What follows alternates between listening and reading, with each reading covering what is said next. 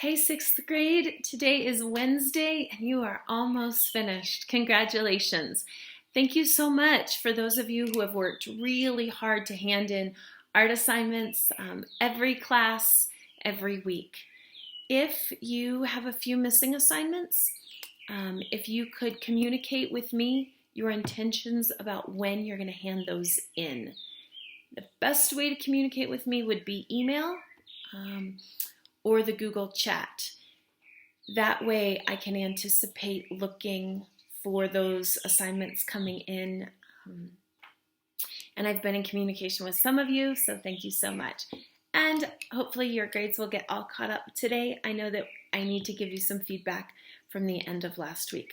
Okay, let's talk about color and adding color to our shapes in space design ideas that are happening. First of all, hang on, we're turning here, have lots of colors. Well, because I have the keys to the art room. So, of course, at the end of our online time, all of these materials will go back into the art room. But I don't know what colors or how many colors you have. So in deciding your colors, you need to sort of evaluate what do I have and how many varieties or variations of that color, because that's going to be important. Okay, so two main ideas here. I'm using, for this example, marker and colored pencil. And you can see that I'm using the same kind of color. So this is like a blue-violet marker, and this is like a blue-violet colored pencil. Okay, and you can see that I've put the marker on the top because it's the closest to me, and I've started darker to lighter. And on this example, I also picked a color scheme. So I'm using like a maroon, red violet, violet, blue violet. So those are analogous colors. Here is another in-progress example. And you can see that I've used a larger variety of colors. And here sort of the opposite is happening. Even though I'm still using marker on the top, it's darker at the vanishing point and then lighter as you come out to the edges. Either darker at the edges and lighter towards the middle, or darker at the middle, lighter to the edges. You want a variation of color or a variation of value happening in those triangle spaces. If you only have colored pencils, that's okay. Again, you would just have the blocks on top be lighter or the blocks on top be darker. So let me show you with this example. Here we go. If you're using a wide variety of colors, or even if you're just using a few, you want to balance those out. Or you could, start at blue and then green and then yellow and then orange. And so the choices of color is really something that I want you to think about, something that I want you to make good art decisions about. Okay, let me work on this one here. And I'm actually going to use 4 different colored pencils. I'm going to do most of my work with this sort of medium light green, but I also want these two sides to be a little bit different. And I need to decide which is going to have more light coming onto it and which is going to be darker. I think this one should be lighter and this one should be... I guess because this one is darker, then this one should be darker too. And then those two can be lighter. Okay, here we go. So that may be confusing. Let me try that again. These two sides should be a little bit different. And because this one here is darker on sort of the top, I'm going to make this one darker on the top. Because this one is lighter on the side, I'm going to make this one lighter on the side. And I'm going to start at the top and notice how I'm sort of filling in following the shape. It's really about blending colors and the pressure. Whoops, sorry, that went dark a minute. I'm going to bring the yellow even to the top a little bit in here. And if you're going to blend colors, make sure those are analogous colors, so yellow and green are next to each other. Here I've got orange with my red. There's some orange hiding here. Okay. Here I've got yellow with the orange. Then again, I want this one to be darker, so now I'm going to take this dark olivey green and fill in quite a bit over top.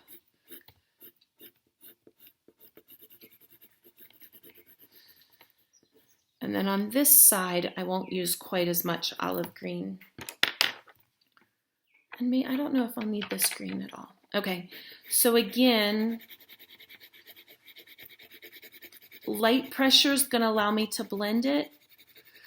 I'm going to be even lighter at the top so that that yellow has room on the paper. Down here towards the point, I'll use more pressure, even through the middle.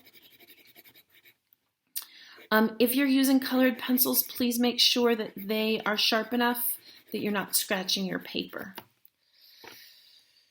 Some more yellow in here.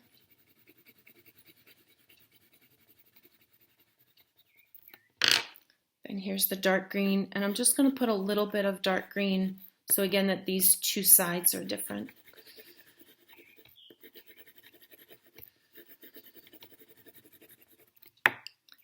Coming back with this light green again to blend over it.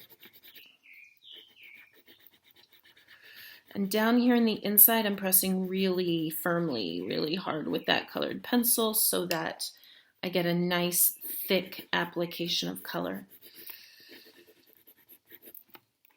Let's jump over here to the blue. For the blue one, I've used this light blue in through the top, a darker blue in the point, and then sneaky, sneaky, what else do you think I added? Ooh, if you guessed purple, you were right. Just to deepen that shadow down at the bottom, I can add some purple. In the red, I can add purple. In this purple one, I can add purple. Should I add purple to the orange? Say no. What could I add to the orange? If you guessed red, you were right. Because red would be that analogous color to orange, which is darker. What color could I add to the green? Ooh, if you guessed blue, and again, just adding a little bit of blue with that green is going to make that into more of a shadow. Okay, I still have a tiny, tiny bit of time. Let me show you what's happening here. Again, I have a limited color range. And let me jump to this one. I'm starting lightly, lightly, lightly at the point. And again, this is going to happen mostly with pressure. When you're applying your colored pencils, you want to stay in the lines. So even though I'm working quickly, when I get to the edges, I'm really sort of in control of that tool.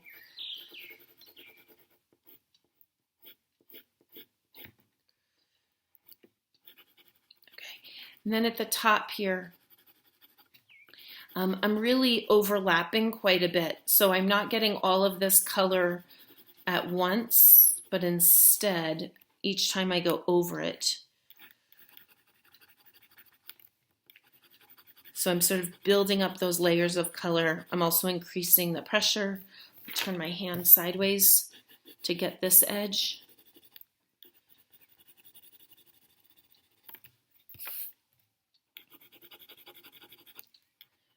Okay, lots of choices about color, lots of artist decisions that you get to make. However, it needs to be really artfully done. Here's a little bit of darker purple that I'm going to bring now that I have some color built up in there. Again, it needs to be really well crafted, especially because I'm giving you 2 days plus Friday to add the color. So if you do it all in one day and it's sloppy, that might not be the best artist choice. Take your time. Okay, which colors you choose are up to you. Where you place those colors, also an artist decision. whether it's darker at the point and comes lighter, or lighter at the point and comes darker, another decision for you to make. So while the beginning of this drawing had lots of sort of directions, the application of color is artist's decision. And I would consider what art materials you have to work with, what coloring tools you have. I would not recommend doing these sides in marker because you might not have enough variety of colors. If you have a set of 300 markers, that would be fantastic and you might be able to blend those. But marker is really great for a solid surface, and that's why I chose to use it at the top. I mentioned this maybe a second ago. If you only have colored pencils, that's fine. Just make the top either super solid or really transparent, which means we can see the light through.